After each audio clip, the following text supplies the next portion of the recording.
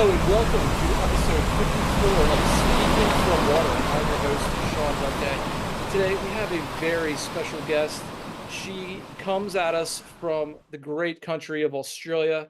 However, she's not Australian. She is American, and she is the captain of the USA Women's Lifesaving Team. She's also a designer and a lifeguard. April O'Gorman, thank you so much for having us, or excuse me, thank you so much for being with us today. Oh, thank you for having me, Sean. So it's morning where you are. I'm just getting off the stand myself. It was a hot one. You're in Australia. You're going into the springtime, but you're also going into Worlds here in a few weeks. How's the Yeah, actually 1 week 1 week? next week. Wow. Well, how's the training been going, and where are you? It's good. So I'm on the Gold Coast training with Northcliffe Surf Lifesaving Club, which is just 2 kilometers north of Kurwa, which is where Worlds is going to be held.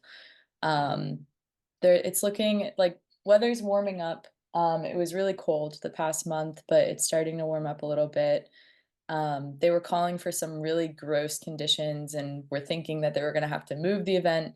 And those conditions kind of went away, and we're back to looking like some good weather, good conditions. So, yeah, things are looking good for next week.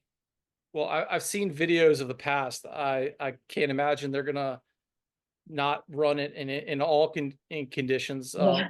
What are you looking at? What's the current forecast? Yeah, current forecast for like the weekend where we're at the beach is like only 1 to 3 foot. Um, a little bit bigger on Saturday, drops a little bit on Sunday, some windy chop, so not necessarily super clean, but it makes it more interesting and fun and it's more about what the sport is and so yeah, it's good. They were gonna have to move it. Like they were originally calling for like 14 foot 2 weeks ago. So even for like Australians, it really would have maybe only been Australia and New Zealand making it out in that, and everybody, all the other countries would have been really struggling. Lots of broken skis.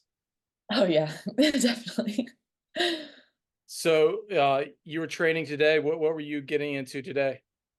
Mornings are swim and either weights or running. So this morning was weights.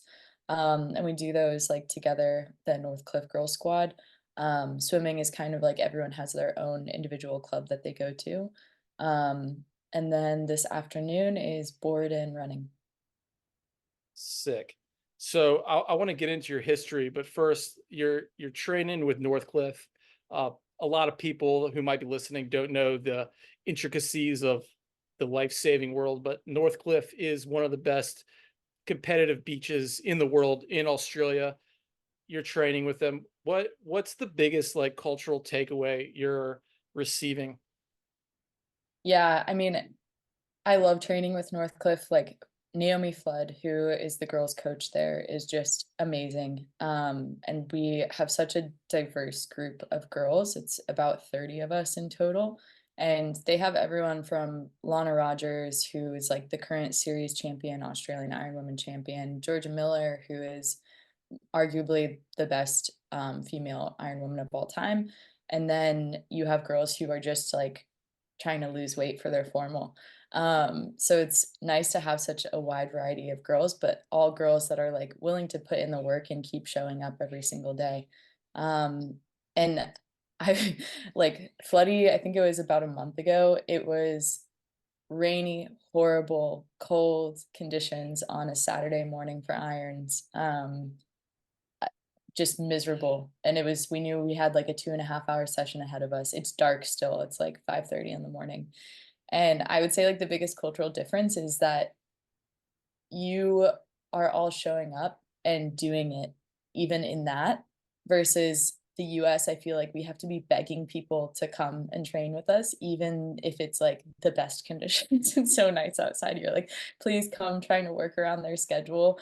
And here it's like, no, be there and you're not going to be late. Otherwise, don't come back. Yeah, and speak to that, just the importance of surf life saving sport in Australia. They don't have many college athletes as far as Yeah. traditional what Americans believe, basketball, softball, volleyball, they don't have those sports. Life saving is the sport. And can you say a little bit more about that? Yeah. Yeah, I mean, it's kind of crazy just how their athletics is set up compared to the US. Like you said, we have college sports, which is great because it helps you pay for school. It helped me pay for school. I swam in college. And that's really nice. But I think that it also can, you have ulterior motives for why you're doing your sport. So it's not necessarily like why you love your sport. It's like, no, this is my job. This is like paying for my school and for my future. Versus here, they don't have any of that. Like you're not going to school based on your athletic abilities, and that's not helping you pay for it. So if you're doing your sport, it's because you want to be doing it and because you enjoy it. And I would say like the biggest difference I see is that people do sport longer because of it. So they're doing it past the traditional 22-year mark that kind of exists in the US. Is like so many college athletes in the US, they finish that senior year and they're like, I never want to do it again. Like their mentality. Versus here, people will be doing it like well into their late 20s, early 30s because they truly enjoy it. And that's why they keep doing it every single day. So yeah, I would say that's definitely a huge thing. And like the culture of surf life saving in general in Australia is like 90% of their population lives on the coast. So their entire community is so water based. For us to even be able to compete, we have to volunteer a certain amount of hours every single month. And that's how they lifeguard their beaches, which again is like crazy to me. I'm like, we can't even get people to show up to be lifeguards and we're paying them. I'm like, I can't even like imagine trying to, yeah, get people to do the sport in the US and also like you need to lifeguard and we're not going to pay you for it. You need a volunteer. It's just like such a wild, different community cultural aspect of it. Um, but yeah, I think it keeps it really close to, what the sport actually came from as well. And you have to still do it every single month. Yeah, that struck me the most when I visited Australia was each little beach, they could be separated by maybe a mile, but they have a different uh, young children's nipper squad, another. They compete against each other. It seems like everyone is involved in this sport. It's real beautiful. And here From in like America, a young age.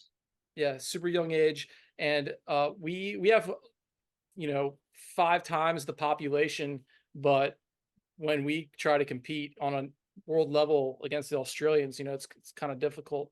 Um, But yeah, they're can just doing it from like when they're like 6. And then for us, it's like the age of this sport is typically after that college, like after you've done your college sport, because usually you can't do it while you're also in college. I was just very lucky that I was able to, but it's very far and few between that of people who can do both at the same time.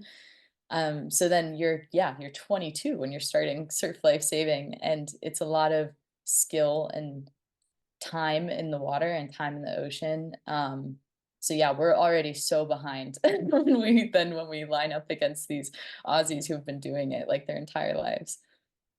Well, you're an inspiration for so many lifeguards here in America that want to live that endless summer, want to keep living the dream. You have fulfilled your dreams. You made a goal. You're there. You're doing it. Congratulations! And in Thanks. this podcast today, I want to kind of get into it as to how you did it, so others can follow in your footsteps. Um, with all that said though, like how does it feel to be there training with the best after the road you've paved? Yeah, I mean, it's really weird looking back on it. Like my senior year in high school, when I was like, I would say I really got hooked in this sport. I'm watching all of like the YouTube videos of Nutrigrain, Ironwoman, and Summer of Surf, all the videos is like really how I was learning because there's not a whole lot of resources in the US for you to learn that kind of stuff. So I was really learning by like watching those videos. And so it's so crazy to me to like, yeah, like people that I was watching race in those videos that now it's like I'm training with on a daily basis is, yeah, kind of surreal. That's wild. That's so wild. So you're Yeah. from Florida. Paint us the picture. What was it like growing up there? Well, I believe you're originally from Hawaii and then moved to Florida. Tell us about Yeah, your early days around the water and yeah. your I impressions. Yeah, my dad was born and raised in Hawaii. I was born there, but we moved to Florida when I was pretty young. And Florida was like the next best opportunity for my dad, where it still felt a little bit like home, but wasn't as expensive, and you had availability to the rest of the mainland. So I grew up in Florida as a swimmer. My dad was an ocean person, but growing up as a swimmer, I honestly I didn't like the sand too much. I didn't I liked the ocean. I would like to go get wet, but then like that was it. I just wanted to leave right after. I hated like being gross and salty and sandy, that feeling. Um, and then it was just always kind of a thing in our club swim team that once you turned 16, you became a beach lifeguard. So when that happened, I basically like totally embraced the salt, sandy, gross feeling after that. I used to have like a little pile of sand out by my feet in my car that just always lived there. Like totally did a 180. And I thought swimming was like the best thing ever, like so much fun until I really started doing like open water swimming and paddling and this other stuff that I was like, wow, swimming in a pool is really boring actually. 'Cause I just loved how different every single time the ocean was. It was never the same. So it made it interesting every single time. And especially being, I think, like a distance swimmer, it really appealed to me because I was just like so over the amount of hours and miles I had done in a pool where it was the same every single time. And tell us about your first visit to the tryout and what that was like for you as a young person stepping out there and competing for the very first time. Because I think everyone's Yeah. tryout is kind of their first introduction into the sport that is surf lifesaving. Can you tell us about that experience?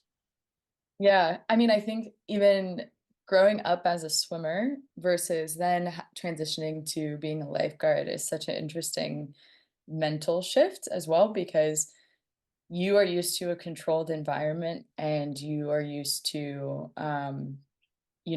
you go to a swim meet and you know exactly almost to the minute of when you are doing your race if they're like following it on in time. You have your heat sheet, you know what heat you are, what lane you are, and you know all of that.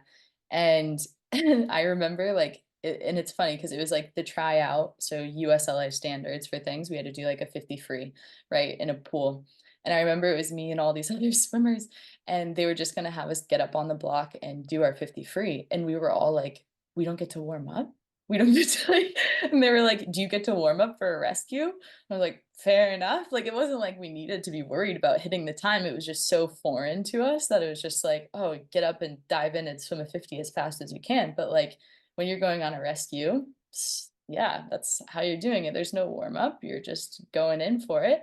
So that I think that was like the first like sort of shock for me, like that mental switch of having to go from being like a swimmer to a lifeguard. And then, I mean, every competition after that is kind of the same. Like, I don't know if I've ever been to a surf life saving competition where it went exactly in the order that they said it was gonna go in, just because of conditions and, stuff happens and it's ocean and it's unpredictable. So yeah, that things end up getting switched around and you don't know exactly like when you're going and when you're being marshaled and put on the line for things, which again is like so similar to the actual profession that it came from.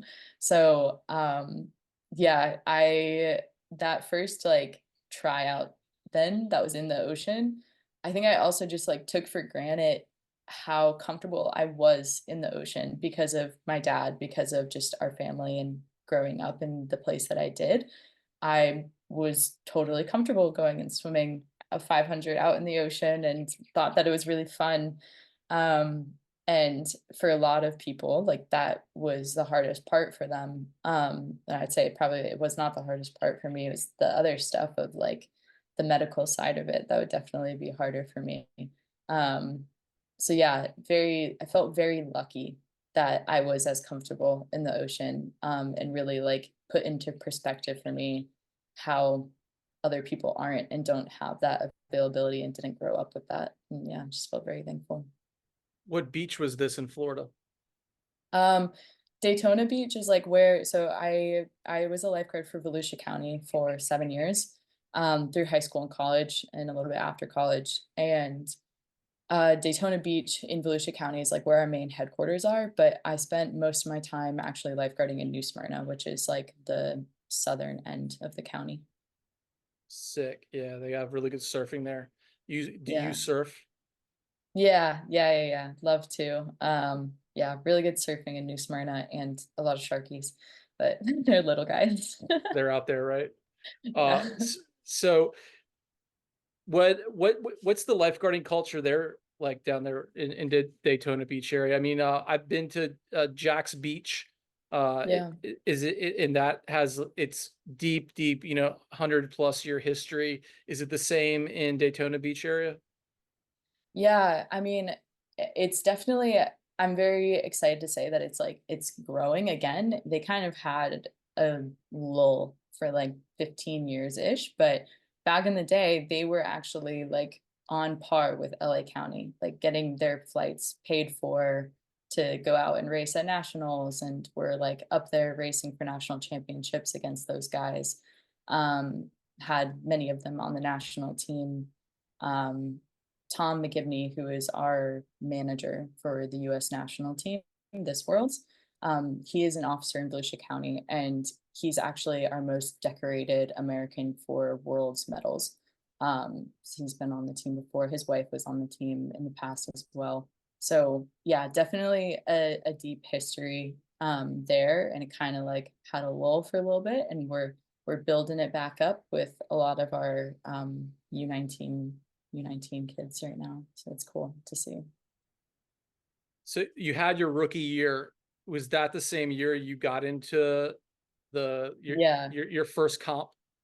Yeah, I was really just timing of things, how it worked out that 2015 was when Nationals was in Daytona Beach.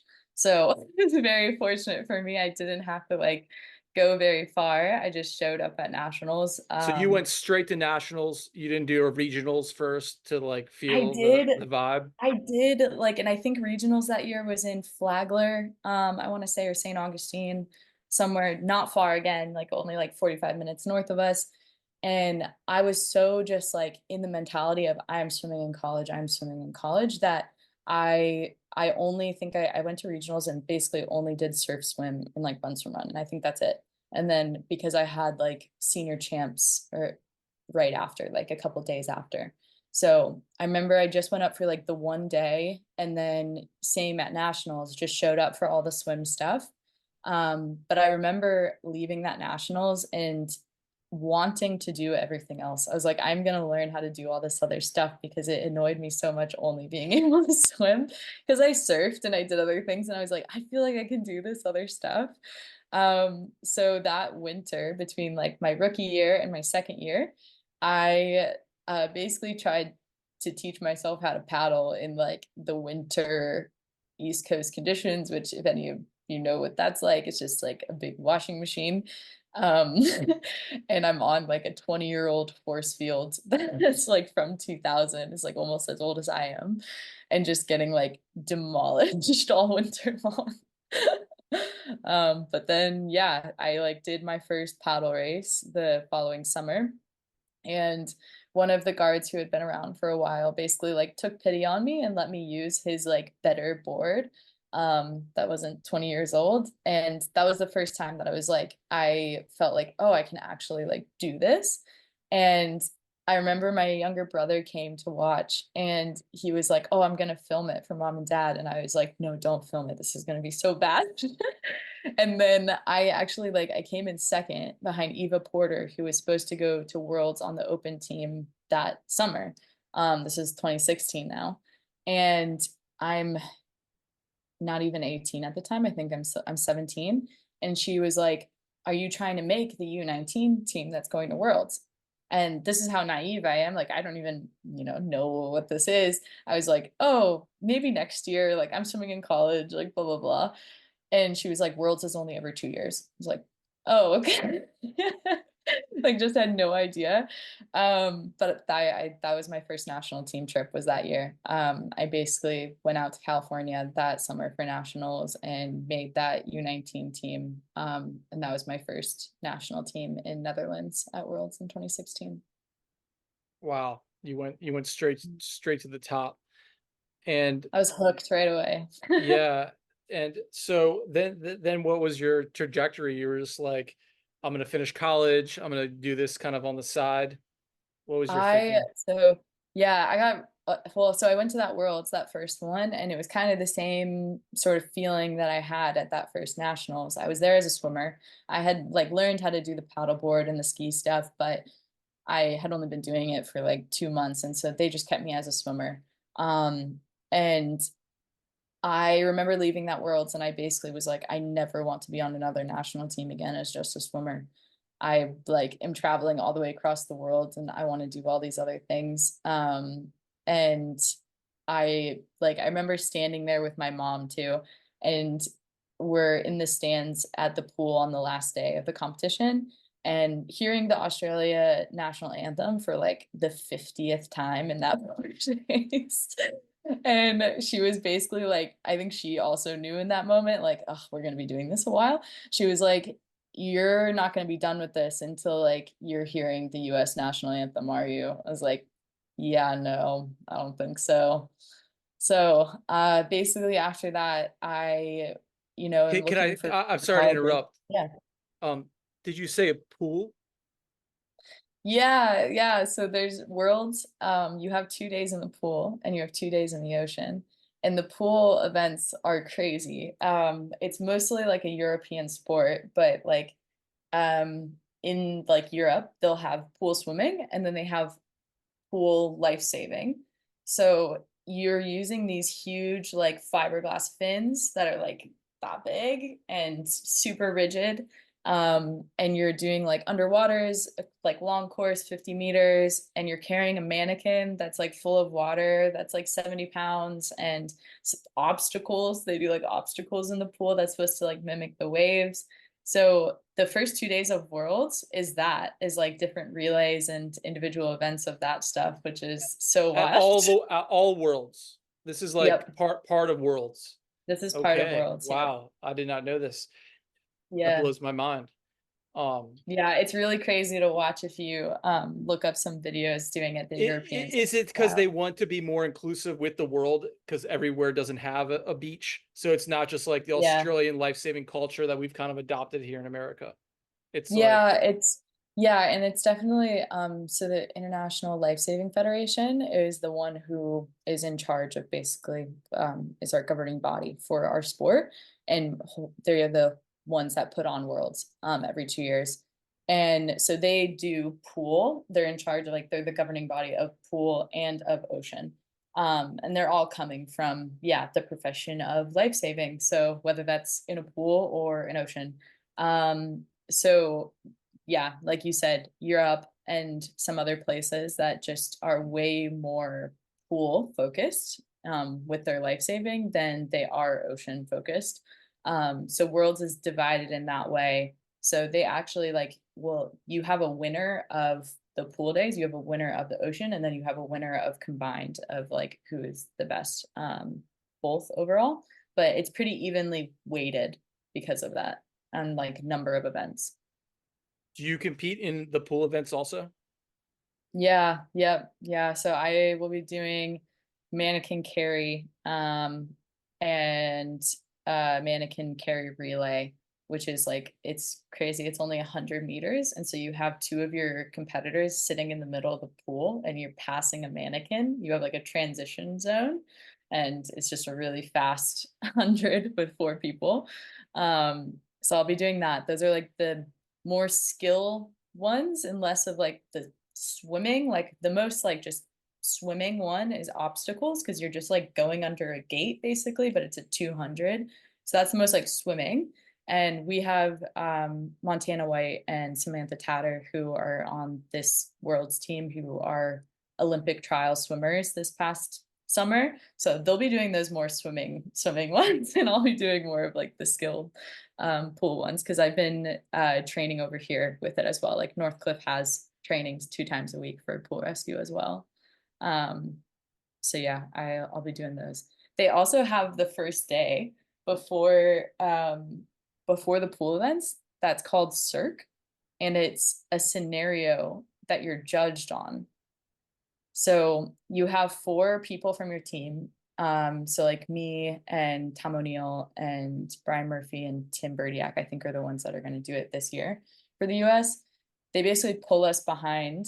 Like they take 4 people from every team, and you're like trapped behind this room for the whole day. And there's like an order of when the countries go, and you don't get to see the other countries go.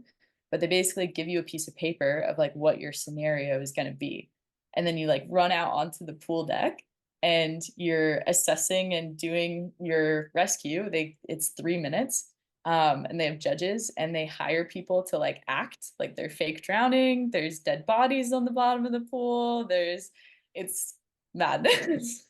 So that's actually like the first day of Worlds, like the first event of Worlds is that circ one that takes like the entire day. That's incredible. I did not know any of Yeah, this. yeah, So wild. Well, you went right to it. You went right to the world. So yeah. Sorry. that's how it goes. What was your next step though? Because you were there, then you had to come home. You're going to college. How did you view your priorities in life? Yeah. I remember I mean, before getting into this sport, I was so focused on just college swimming. Like I just needed swimming to help pay for my school. And that was my main concern. Um, and then it kind of switched to I needed a school that was going to be okay that I was going to be doing this over the summer. Or be okay that I might have to leave for a week in the fall to go to Worlds, or the International Surf Challenge that's on the in-between year of Worlds. So when I started looking at schools, I would ask the coaches basically about it. I got, again, incredibly lucky, fortunate, that the school that I really wanted to go to, Savannah College of Art and Design, the head coach at the time, Bill Pilzak, he was he was on the US team for swimming, like in 1990 something, 1996, something like that, for 50 free. He was a sprinter, went to the Olympics for the US. But when he was training for that, he was actually living in Australia with 2 guys that were doing surf lifesaving at Currumbin and was swimming at the Miami Aquatic Center that's here on the Gold Coast. So not very many people in the US know what this sport is, but I got very lucky that my coach knew exactly what it was and understood that when I'm going to train, I'm not going to just like float on my board and catch waves, that it's like, no, you're like actually doing a workout.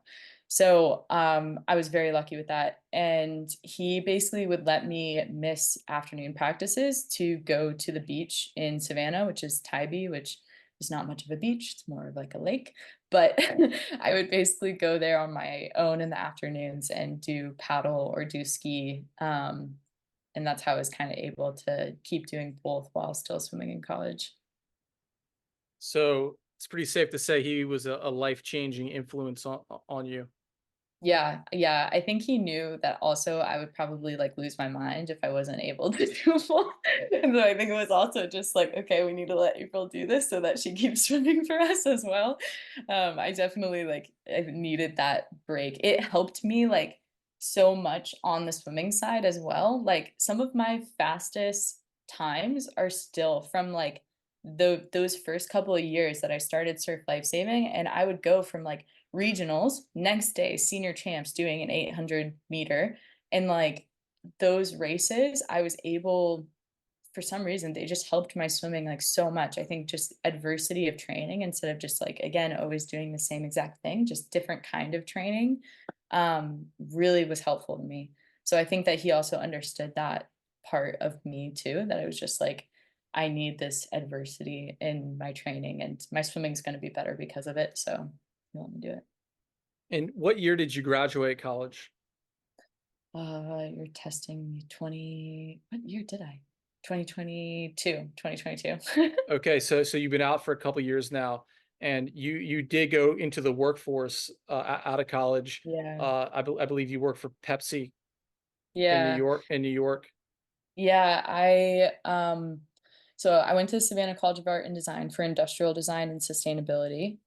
Graduated COVID, and then got hired by PepsiCo, so the governing body of Pepsi, or like the parent company of Pepsi. They also own like Gatorade.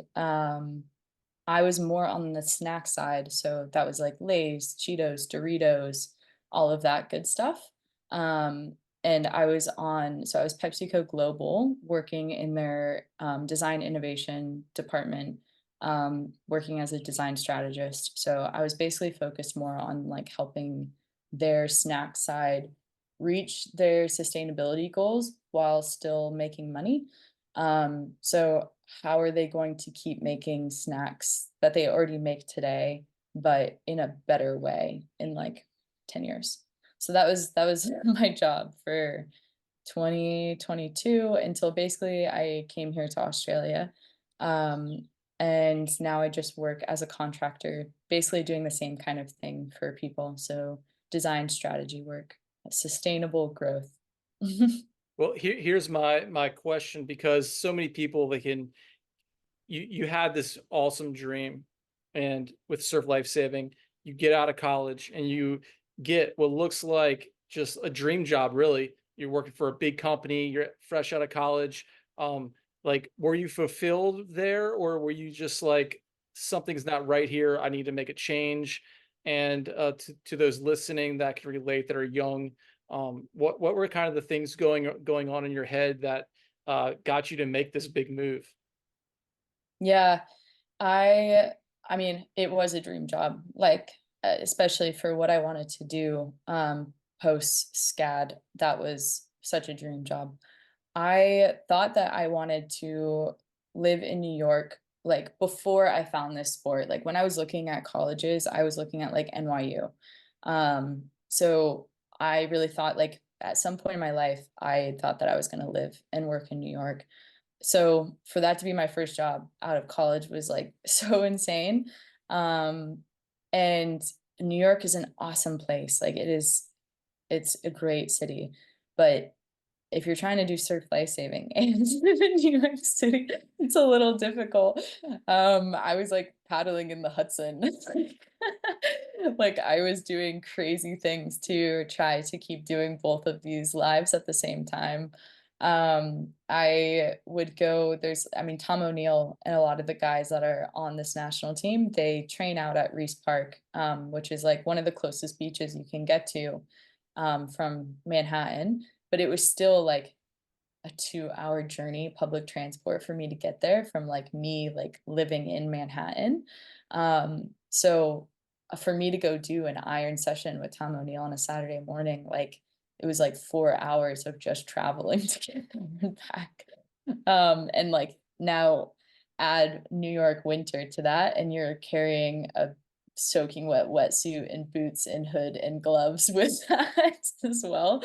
It was a test for sure. And you know, I wouldn't change those experiences. Like I loved being in New York for the time that I was, but basically I couldn't do both. It felt like I had balanced both the best of my abilities for as long as I could, and it was kind of coming to a tipping point of like I either need to go all in as New York designer, or I need to make a change because my past like 6 years of doing this, what was like felt like what was really carrying me through that like 2 years of New York. And I was like, I need to step up my training again. Otherwise, like I could just feel it was like at this tipping point.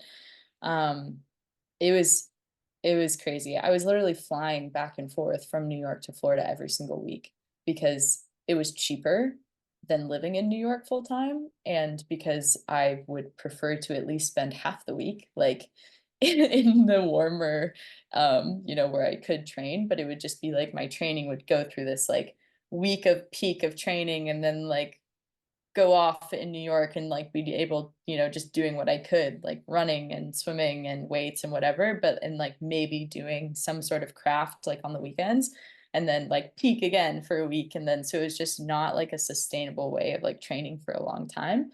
So yeah, did it as long as I could, but now I'm here. So where did you sleep then, when you were in New York? Did you have like a hotel or an apartment?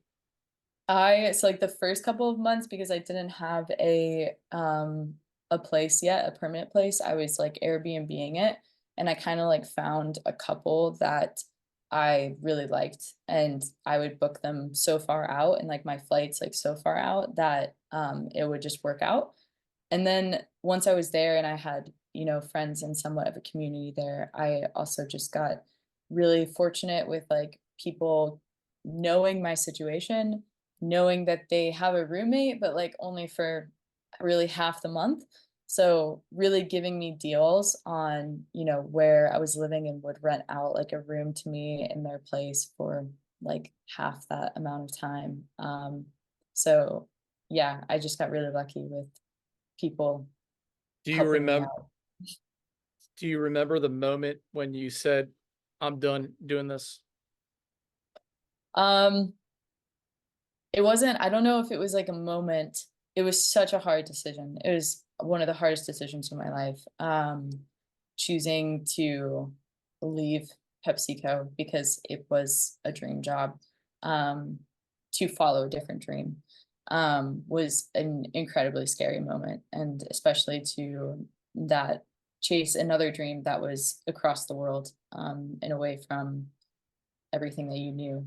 Um, so, I mean, I remember the moment that I had to tell PepsiCo, which was a really scary moment. But I would say it was more of a slow burn. It was more of a slow burn of like me asking myself, like how much longer can you do this kind of a thing? And like, is this really what you want? And like, what makes you happy? And I loved the work. I loved the PepsiCo work, but I didn't love New York. I was much happier in the sun and the warmth, and that was where I ultimately felt the happiest. And so that was kind of like what helped make my decision was like I need to be in an environment where I am happy all the time, regardless of, you know, I think it's more about your environment than like the work. You can find work that you love anywhere. I enjoy what I'm doing now, like for work wise, but like I also am in the sun and doing this other part that really fulfills me as well. Did you line up your Australia situation before you told PepsiCo that you're leaving? I mean, I definitely planned, like I had to plan for like 9 months before it was like I was coming here of just like saving to like be able to come here. Like I had to like plan that out for so long and like for, what my New York expenses were and like knowing like, okay, this is when I get my yearly bonus. I need to wait until after that and like then maxing out like how much I could save by just like being home for the month before and like being able to spend time with family before then coming here. So, I mean, I Floody, like, because I was in Australia in 2016 for like 4 months training with Northcliffe as well. So she's has been asking me for years, like, when are you coming back? When are you coming back? So So this is so sorry. You go to yeah, Australia in 2016, you establish your contacts. yeah. You then and who is this you're speaking of? My coach at Northcliffe. I should explain that, I guess. So those like YouTube videos and stuff I was learning from. When I got to Savannah College of Art and Design, I was actually originally there for film and television. So my freshman year, I thought I was gonna like have to wait 4 years before I could do surf lifesaving again. It was like, this was before my coach kind of like made this situation with me. And I was really bummed about having to like wait that amount of time. And so I basically I got a internship with the company that does all the filming that of those YouTube videos that I was watching for Fox Sports Australia for all of the surf lifesaving stuff. So I came over after like my last quarter of SCAD, my freshman year, I spent in Australia leading into our summer. So it was like March to July. Um, I was filming and was with Northcliffe training and was a little 18-year-old and had no idea what I was doing. I thought that like, oh, I know how to surf ski. And then I get to Northcliffe and Floody, our girls coach, was like, what the heck are you doing? And like had to like completely retrain me how to do everything. Like yeah. So I was just a little 18-year-old that just so badly wanted to learn and soaked up as much as I could because there was just nobody in the US for me to learn from. So I went over there and did that for 4 months. So that And then, really, I'm sorry again, that really yeah, yeah, got you the culture that yeah, gave you the identity of what this thing is and yeah. set the It seed. definitely like it always definitely like planted the seed of like, okay, I'm doing this. Like that was like a dream of mine for so long. And the fact that it was like I was able to go over and do that so much sooner than I thought I was going to be able to. And then yeah, like I went basically that summer, then I came back to the US and that was when I won Iron Woman that summer. And I was 18. And so like the amount of like, yeah, In the nation confidence. Yeah. at nationals. Yeah. Yeah. Yeah. Thanks. Sick. Yeah, so that was I really it gave me so much confidence. Obviously, I learned so much in it. I loved it. And then from there on, it was like, okay, like I'm going to go back to Australia. It was just a matter of when. And then had 3 more years of college, COVID, had to save money, had to get a job. So yeah, from like that 2018 to now being here in 2024, it took 6 years. And that's what like Floody, my coach, like, when are you coming back? Like, and so yeah, it took a long time of a lot of planning to like make it back here finally. But yeah, we made it. So did you hit those other nationals along the way after you won? And how So did yeah. those go?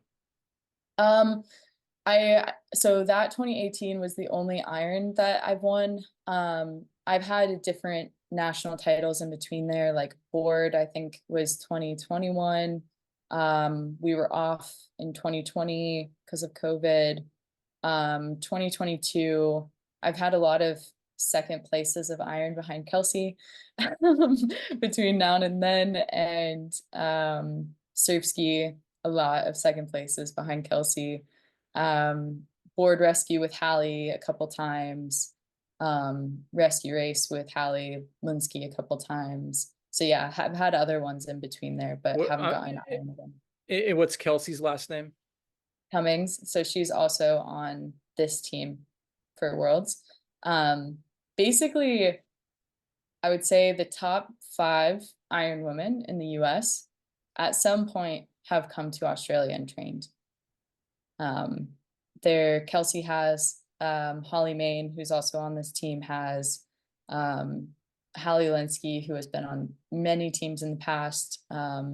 She has as well. Like there was a time, I think it was that 2018 Worlds, that year that I won, there was 5 US national team members in Australia at the same time, all training at different surf clubs for like whatever their focus was. So yeah, it's definitely definitely a lot of people come here to get better.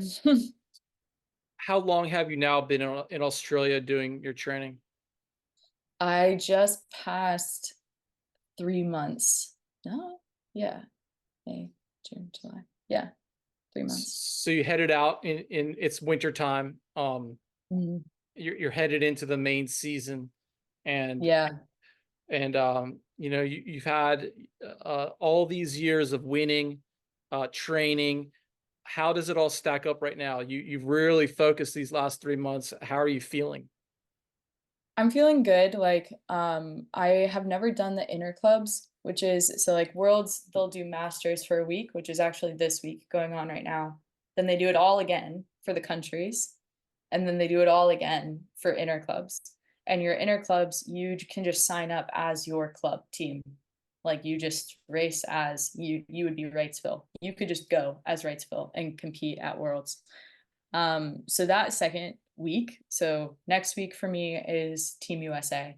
And that is like so much more of, team basis. Like you are doing what is best for the team in that, and that's so much fun. But that next week is more about just like you and like what you want to race and what you want to put into it kind of thing. I have never been able to do that second week because of college and have to get back to school and swimming and stuff. So I'm really excited for that second week, to be able to do whatever races I want. And then this is like my first time competing, since last summer, and then we have trials for the series in November. Um, so I've never been able to do an Australia full on season. I've done their nationals before, their Aussies, but I've never been able to like do all the races, that lead up to Aussies. So I'm super excited to be like training with Northcliffe and all of these girls, and then be able to have a team to go race with at these different competitions for their summer, our your winter. And you speak of the series. We're talking about the Nutri-Grain Iron Woman, Iron Man series, right? Yeah. Which has actually just been renamed this season to the Shaw Partners Iron Series. They got a new title sponsor for that. But yeah, exciting. It's very different because of this new title sponsor. They're taking 24 women, 24 men. I think that only 12 automatically qualify from last year. So trials in November will basically be looking for 12 athletes. Which out of how many athletes there are in Australia that like want this is going to be an insane weekend. Boiling down to those 12 people is going to be pretty wild. Well, let's first talk about how big of a deal this is in Australia. It is, if anyone Googles it or YouTubes it, just the coverage alone is like watching, say, the NFL or the pro baseball in America, NBA. The camera angles, the announcers, it's on national TV. It's a humongous deal. First of all, congratulations, even contemplating being in it. And how do you feel about where you're going to land? I mean, no US woman has ever made it. We'll just start there. Um, in the history of it, only one US guy has ever made it in, and that was Craig Hummer, in the 90s. Um, so yeah, it's obviously incredibly hard for all the things that we've previously said. Like they've been doing this their entire lives, and we're jumping into this very late in the game. Like I am relatively old at North training with these girls. Like most of the girls are a lot younger than I am. Um, but I am really excited about it. Like I hope that it happens this year, but I am also like very okay putting in my time and seeing if that happens next year. Um, yeah, we're just gonna see how it goes. Iron races are unpredictable. This entire sport is unpredictable. You catch a wave and you're in it suddenly. So yeah, we'll see. Well, that really is the beauty of the sport. And for those listening who don't understand what we're talking about, the iron is a event that it's not always set in this order, but it's a swimming, it's a board race, it's a paddle race on a surf ski, with a run in between each of those. And you just nailed the head on that. the ocean can make someone win or lose. If you watch any of these races, the race can change on a dime if someone catches a wave out the back, or if they get wrecked at the start on their ski. Yeah. There's so many variables. Speak to the variables and speak to what you do love so much about this race. Yeah. Yeah, I mean, it's definitely the longer the race is because my background is in distance, it's like the better that I tend to do. So iron for me has always been one of my better ones just because people start to get tired on that third leg and I can hang on that third leg. I love that the order changes every single time because you have to be training for so many different situations because you get to race day and you don't know what it's going to be. And then you have the surf, like you said, that is always different every single time you do it, and depending on like where it's the course is as well.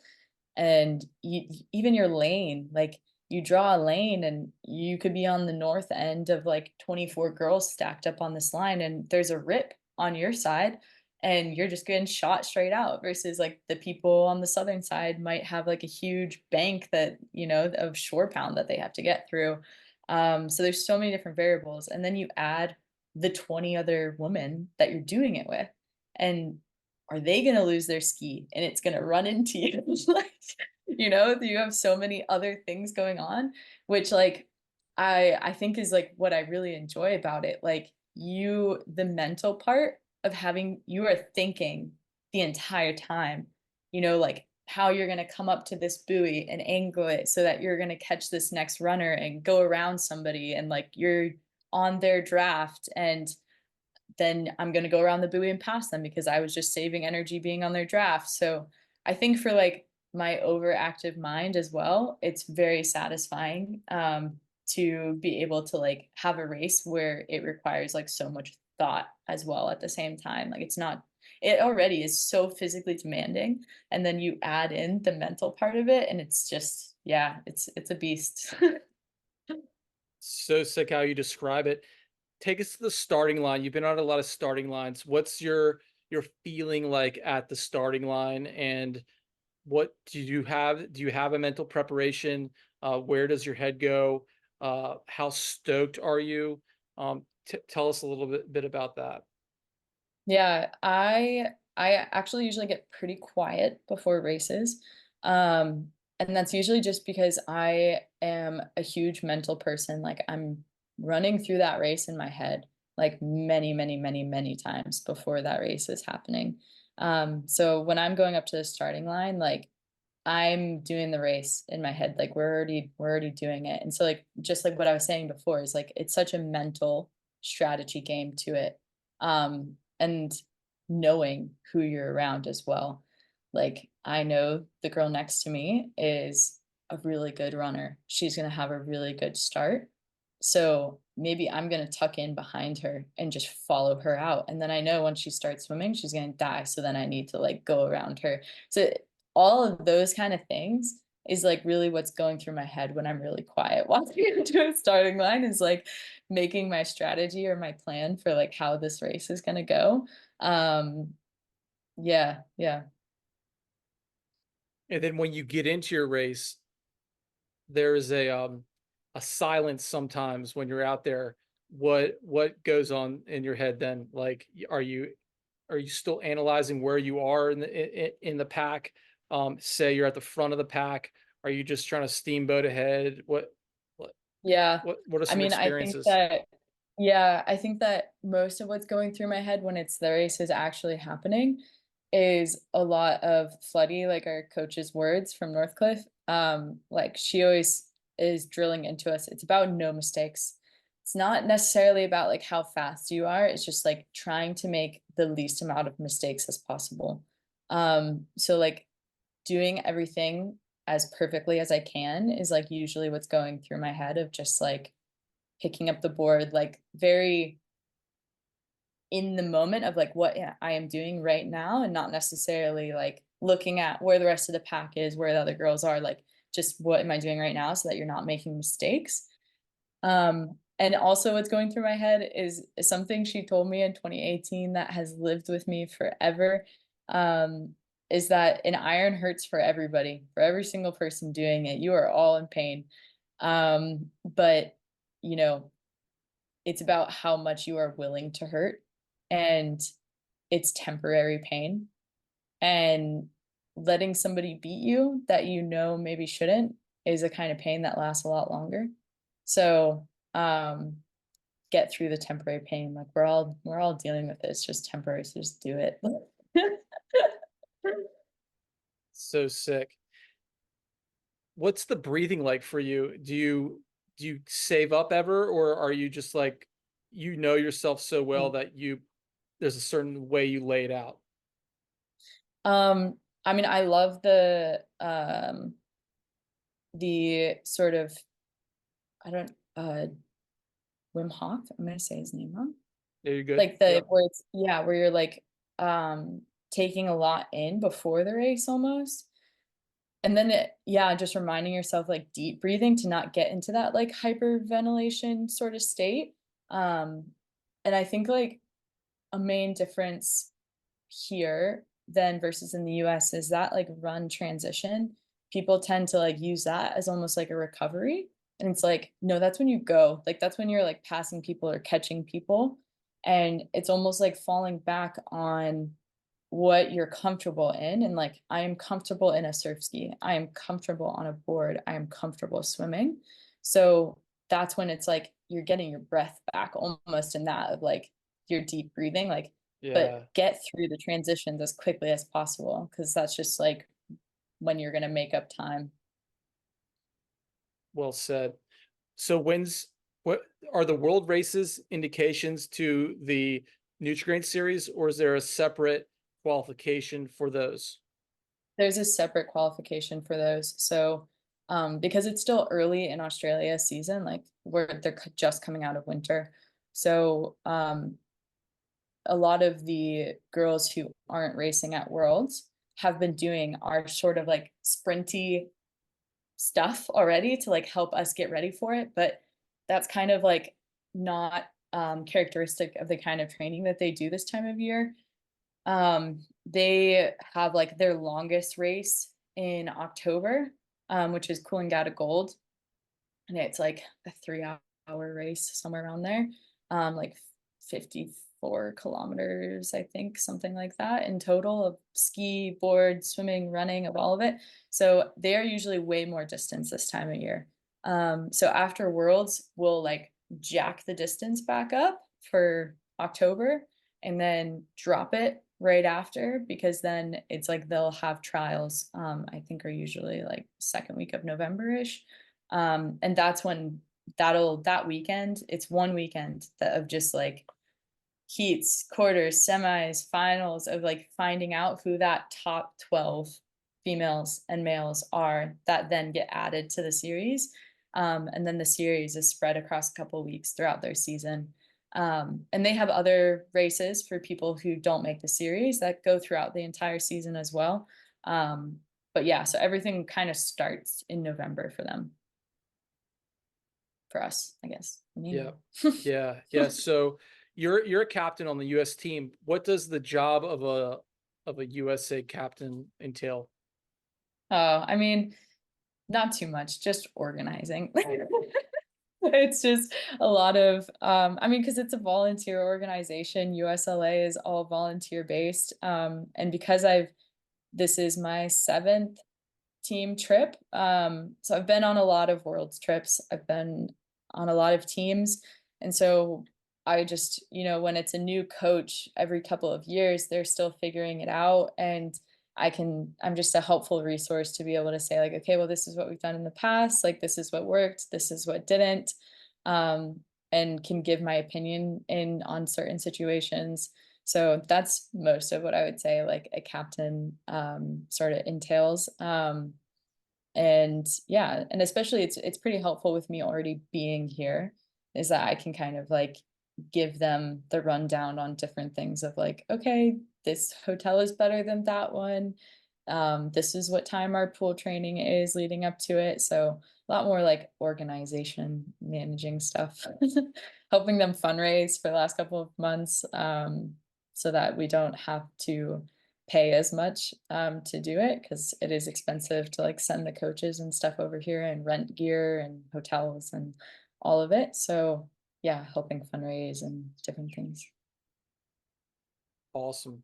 Uh, so what makes a coach a great coach in your perspective?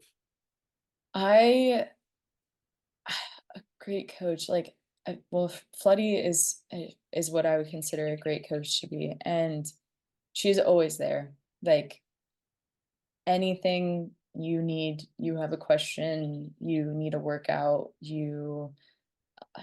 she's there. Like no matter what, you just text her. I would say like that is what a great coach is. It's just like always being there.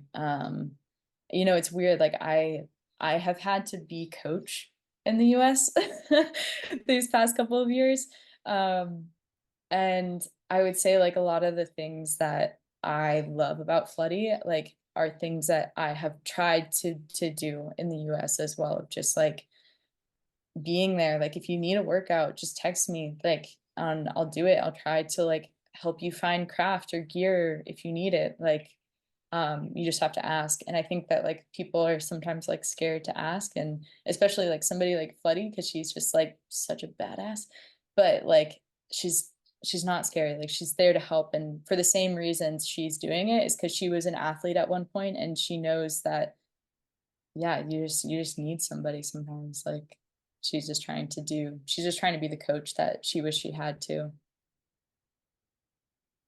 Nice.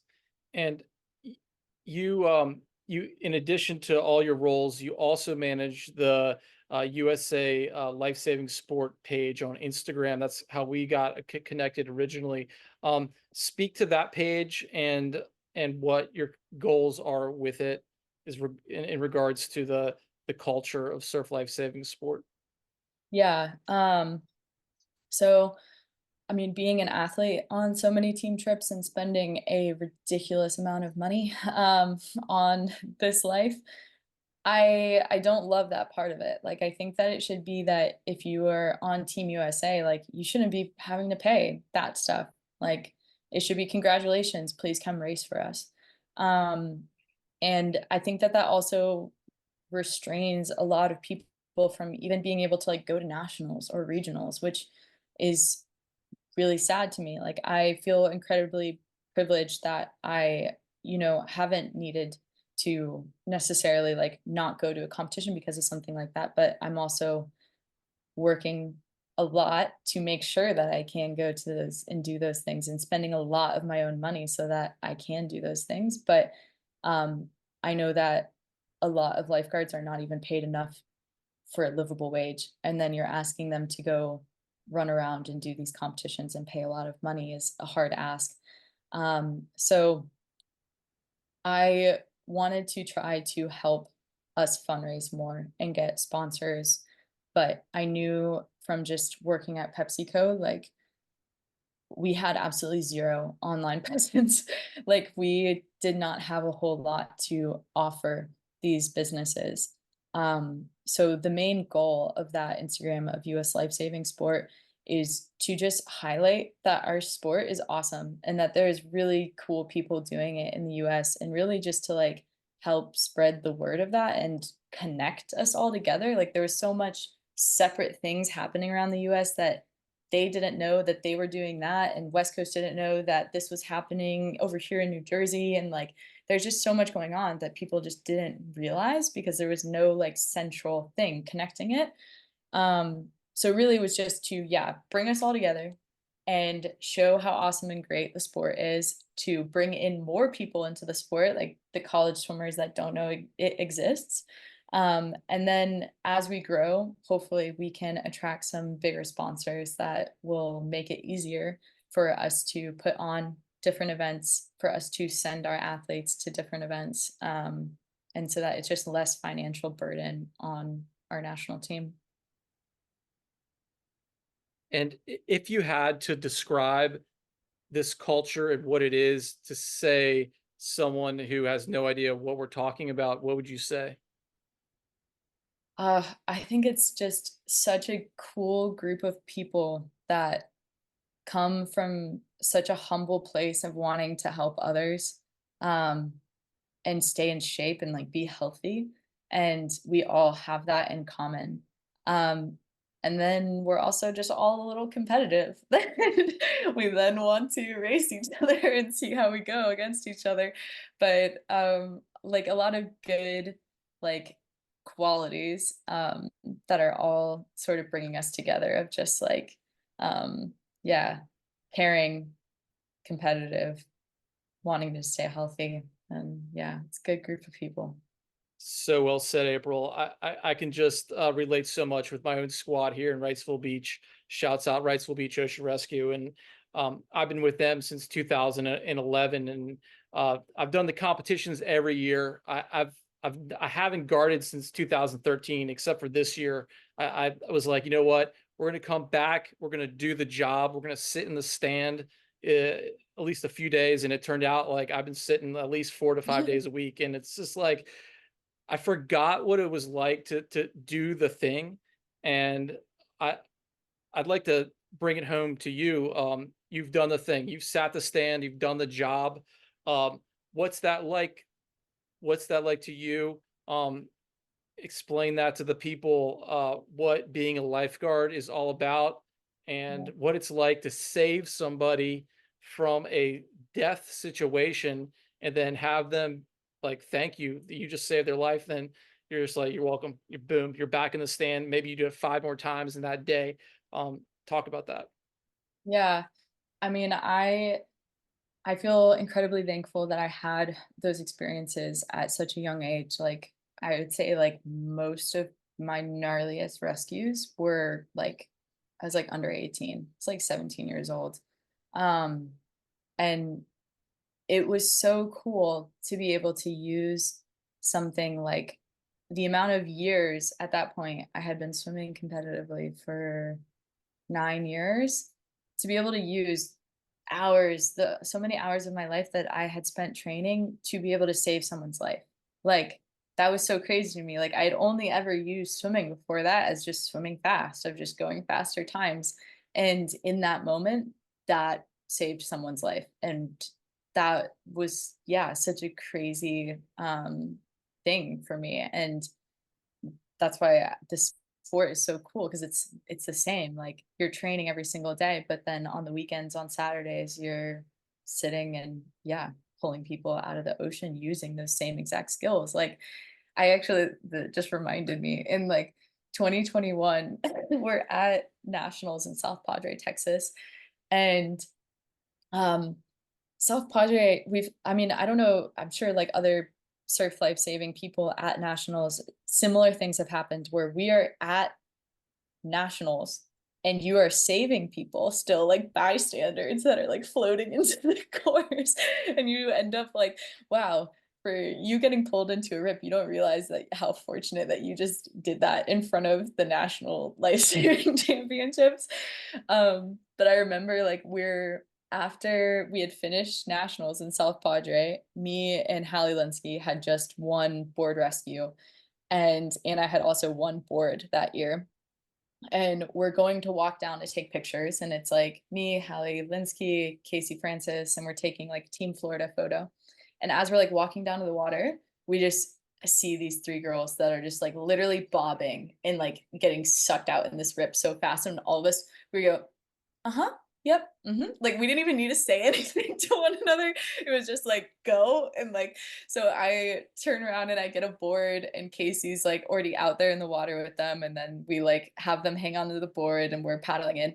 And Casey is hysterically laughing the entire time because she's like, you guys are getting rescued by the national board rescue champion. She just thought that was like the funniest thing ever. But it's so true. Like, it is really cool that we are able to yeah, use what how we stay in shape every single day, but to also save people. What a beautiful story. That's so awesome. So good. Uh, before I let you go, what when you're in water, what's your favorite water to be in? What does it look like when you dream of Mm. water? What is that water? Yeah. I would say it's probably like so Ponce Inlet. which is a little bit south of Daytona. Ponce Inlet on like a clear day, like beautiful surf, offshore winds, maybe some rain, maybe some like liquid sunshine. Like it's still a little sunny, but it's sprinkling and just like making it super calm. I love being in the ocean when it's raining, and just being under the water and like seeing it is like so cool to me. Yeah, I'd say that's probably my favorite water to be in. Well done. It's so good. Few more questions. Are you reading any books at the moment? Oh, I am, but it's really funny. Oh, I don't have it right here. It's called The Gold Coast, which is hilarious because I'm on the Gold Coast, but it's actually about South Florida. And it's just like this tiny book that I started, and I thought I would like literally finish it on my flight here. And I've just been so busy going that like I managed to read like 5 pages once a week and somehow have not finished this like 130-page book. So that's what I'm still reading right now. Just goes And around with and me. like on that note, like are all the Australians very intrigued by where you're from and what your beach is like in Florida, and like are they inspired to go to America? Um, some of them. It's also really funny because I think a lot of them assume that it's similar. And so like they don't realize like how good they have it or how different it is. Like, I mean, even when I was doing so like the bronze course, which is like their lifeguard like equivalent out here, is standardized across the entire like country, Australia. Like everyone knows the same things. And like even that, they're like, oh yeah, it's probably the same as yours, like in the US. And I'm like, no, it's not. Like like we have no standardization. Like and every single beach does things differently, like for like what your codes are and like how you're whistling people in. And so I mean, yeah, it's I think a lot of them assume that it's really similar, and I'm like, no. And then once they find out how different it is, they're like, whoa. Like, Yeah, yeah, they don't realize. that's awesome. Um, so what aside from where you're going this season, do you see yourself in Australia for years? Is this Hopefully. you're locked in? Yeah, yeah, hopefully. I mean, obviously pending visas, work, all of that good stuff. But yeah, hopefully. I really like I thought I was gonna, be doing the endless summer and kind of like coming back and forth quite a bit, but I now that I'm an alumni lifeguard when it comes to the US, like I'm not sitting a stand every single summer, unfortunately.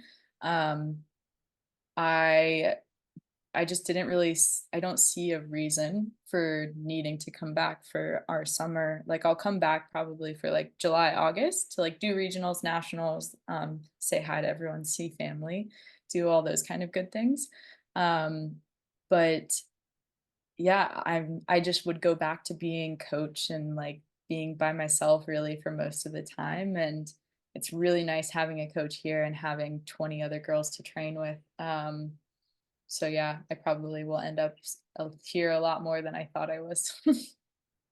What's your advice for the kids out there, the young champions listening?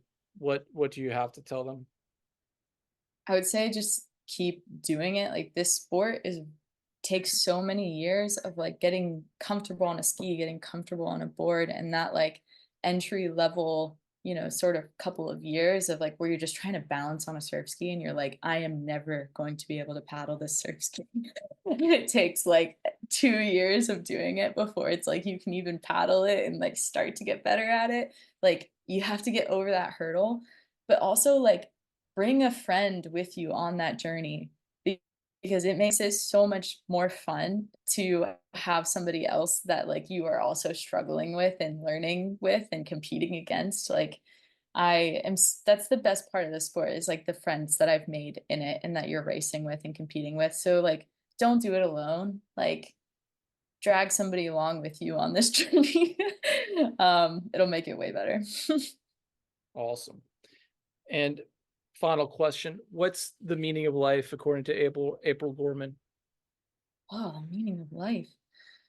I'd say just being with your community, like whatever that looks like. And for me, that's a lot of stoked people that want to just get like bashed around in the ocean a lot. But yeah, whatever your community is, just be with them. I think that that's usually when I'm the happiest. So, meaning of life, yeah, be with your people.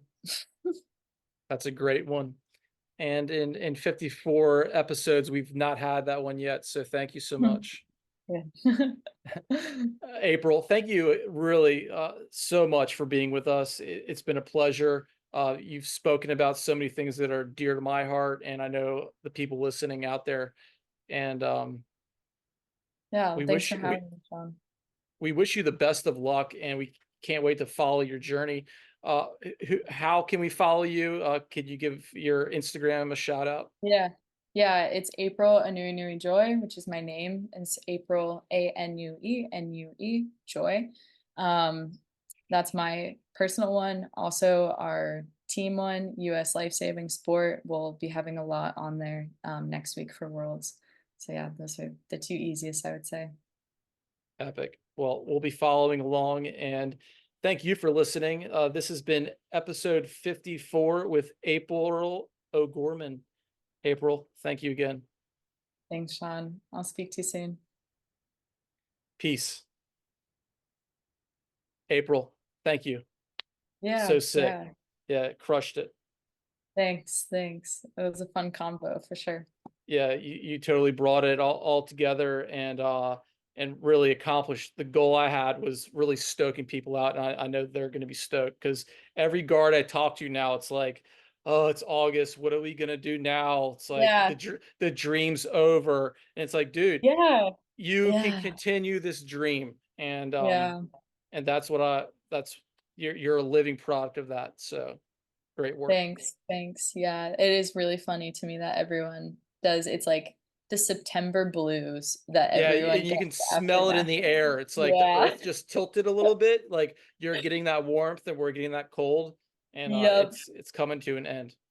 Yeah, but yeah, they can still keep doing it. I mean, we're literally winter here doing irons in like full leggings and tops and everything. And so yeah, it doesn't need to. It's just so funny to me in the US it does.